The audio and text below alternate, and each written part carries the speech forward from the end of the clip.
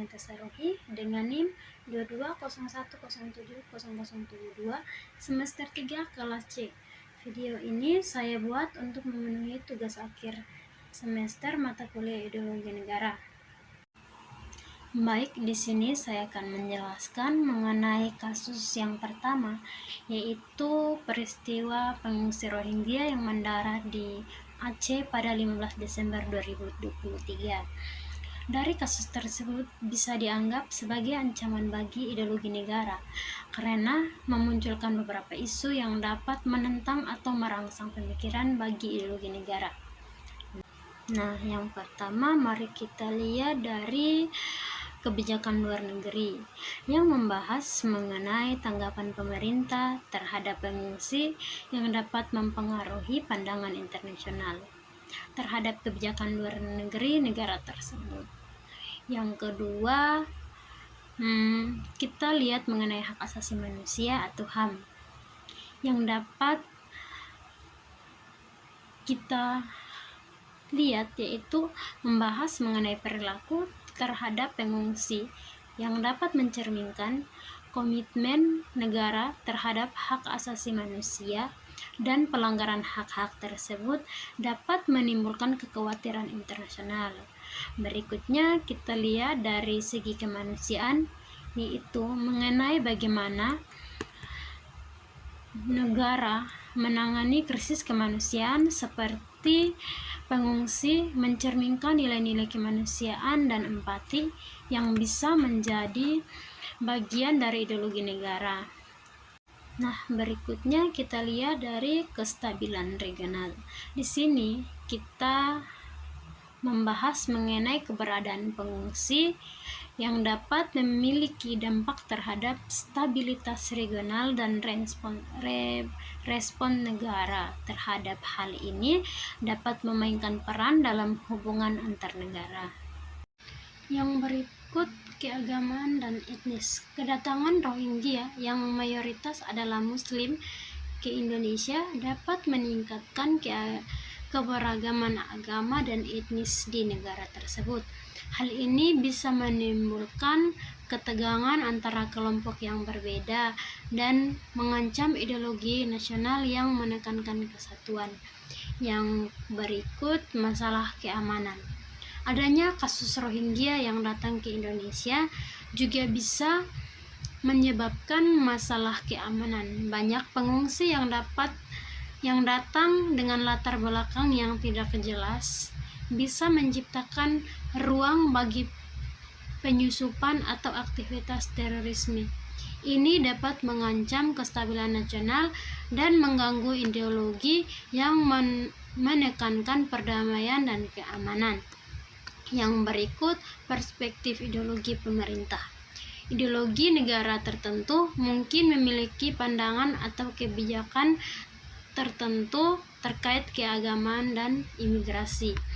Kedatangan Rohingya yang datang ke Indonesia bisa bertentangan dengan pandangan dan kebijakan tersebut sehingga dianggap sebagai ancaman oleh pemerintah yang berpegang pada ideologi tersebut. Nah, dari beberapa isu di atas, saya menyimpulkan bahwa kasus pengungsi tersebut dapat menjadi ujian terhadap konsistensi dan nilai-nilai yang dianut oleh ideologi negara, terutama dalam konteks hubungan internasional dan tanggung jawab kemanusiaan. Baik, selanjutnya saya akan menjelaskan mengenai bagaimana upaya yang harus dilakukan agar konsistensi Pancasila sebagai ideologi negara tetap terjaga.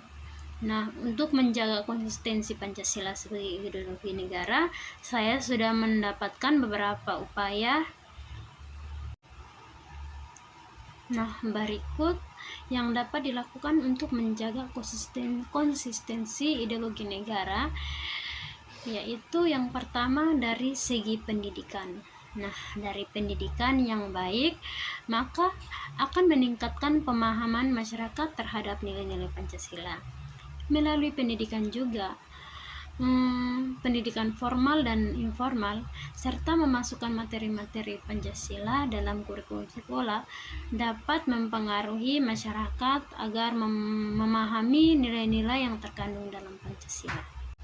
Selanjutnya kita lihat dari sosialisasi. Nah, dari sosialisasi yaitu dengan mengadakan kampanye sosialisasi secara luas untuk memahamkan masyarakat tentang makna dan pentingnya Pancasila sebagai dasar negara.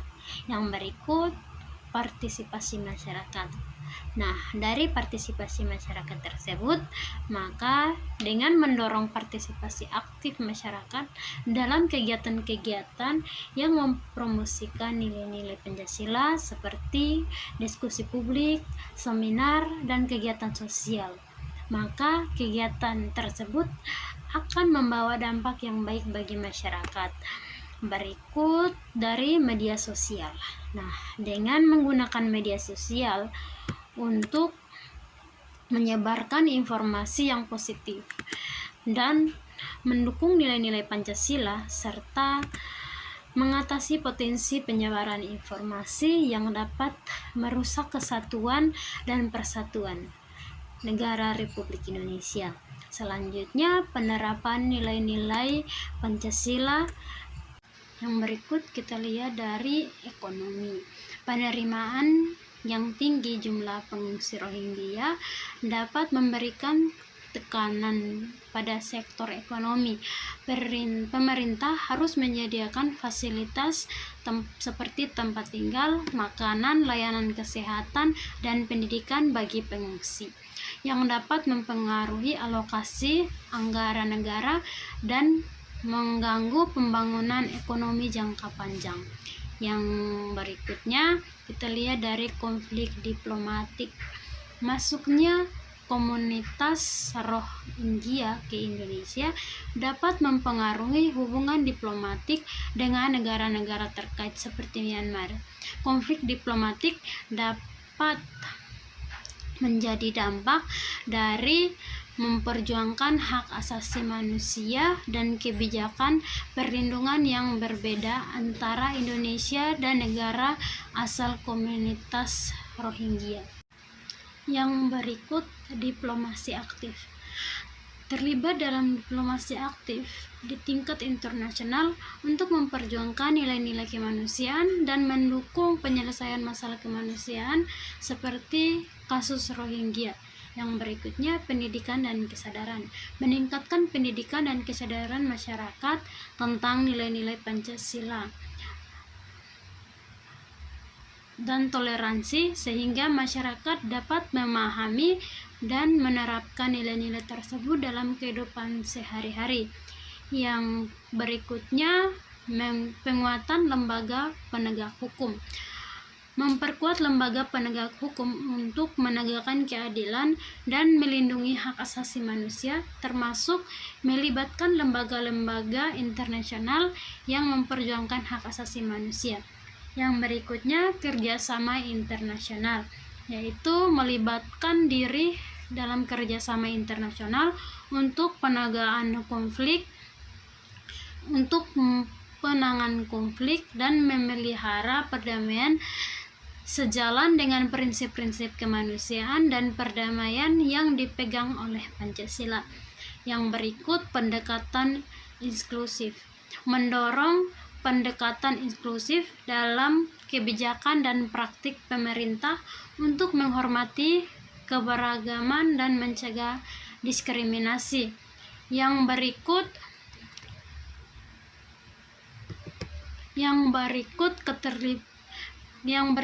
media dan komunikasi positif, yaitu menggunakan media dan komunikasi untuk menyebarkan informasi yang positif tentang Pancasila dan nilai-nilai kebangsaan serta mengatasi miskopensi yang dapat mengancam eksistensinya. Yang berikut, keterlibatan aktif masyarakat, yaitu mendorong keterlibatan aktif masyarakat dalam mendukung nilai-nilai Pancasila, termasuk melalui organisasi masyarakat sipil yang berperan dalam membangun kedamaian dan kesejahteraan. Yang berikut keberlanjutan pembangunan, yaitu menerapkan pembangunan yang berkelanjutan dengan memperhatikan keadilan sosial, ekonomi, dan lingkungan sesuai dengan nilai-nilai sila Pancasila. Selanjutnya, penerapan nilai-nilai Pancasila. Nah, dalam mewujudkan nilai-nilai Pancasila dalam kebijakan Republik, tindakan pemerintah dan praktik masyarakat, sehingga Pancasila tidak hanya menjadi retorika tetapi dihayati dalam kehidupan sehari-hari. Selanjutnya, mengenai dialog dan konsultasi. Dari dua hal tersebut akan mendorong dialog terbuka dan konsultasi antara pemerintah, tokoh masyarakat, dan berbagai kelompok untuk memastikan bahwa kebijakan dan keputusan yang diambil dengan semangat Pancasila.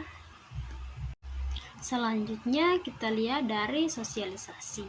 Nah, dari sosialisasi yaitu dengan mengadakan kampanye sosialisasi secara luas untuk memahamkan masyarakat tentang makna dan pentingnya Pancasila sebagai dasar negara.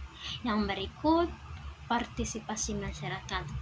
Nah, dari partisipasi masyarakat tersebut, maka dengan mendorong partisipasi aktif masyarakat dalam kegiatan-kegiatan yang mempromosikan nilai-nilai Pancasila seperti diskusi publik, seminar, dan kegiatan sosial, maka kegiatan tersebut akan membawa dampak yang baik bagi masyarakat. Berikut dari media sosial. Nah, dengan menggunakan media sosial untuk menyebarkan informasi yang positif dan mendukung nilai-nilai Pancasila serta mengatasi potensi penyebaran informasi yang dapat merusak kesatuan dan persatuan negara Republik Indonesia.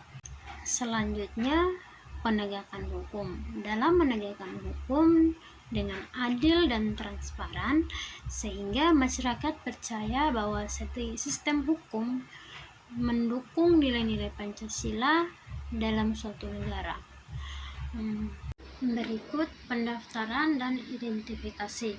Melakukan pendaftaran dan identifikasi pengungsi untuk memastikan mereka dapat menerima bantuan secara efektif dan memfasilitasi pemantauan serta perlindungan terhadap hak asasi mereka. Yang berikut kerjasama internasional. Kerjasama dengan komunitas internasional, organisasi non-pemerintah, dan lembaga kemanusiaan untuk memperoleh dukungan tambahan dan mempercepat penanganan krisis. Yaitu berikutnya pengelolaan tempat penampung, yaitu menyediakan fasilitas penampungan yang layak dan aman untuk pengungsi dengan memperhatikan kebutuhan khusus seperti perlindungan perempuan, anak-anak, dan orang tua. Yang berikut pendekatan kesejahteraan psikologis, yaitu memberikan dukungan kesejahteraan psikologis kepada pengungsi, mengingatkan mereka mungkin mengalami trauma dan stres akibat pengalaman yang sulit mereka alami. Yang berikut integrasi masyarakat, yaitu mendorong integrasi pengungsi dalam masyarakat setempat sejalan dengan nilai-nilai toleransi dan keberagaman yang dijunjung tinggi dalam Pancasila. Nah, melalui kombinasi upaya ini, saya mengharapkan eksistensi Pancasila sebagai ideologi negara dapat terus terjaga dan ditetapkan secara kokoh dalam berbagai aspek kehidupan masyarakat Indonesia. Mari kita bersama membangun negara kita, negara tercinta, yaitu Indonesia. Akhir kata, saya mengajak kita untuk sama-sama menjaga dan membangun negara tercinta kita, yaitu negara Republik Indonesia, dengan tekad yang kuat dan baik, maka kita pasti maju. Hidup Indonesia. Salam Pancasila.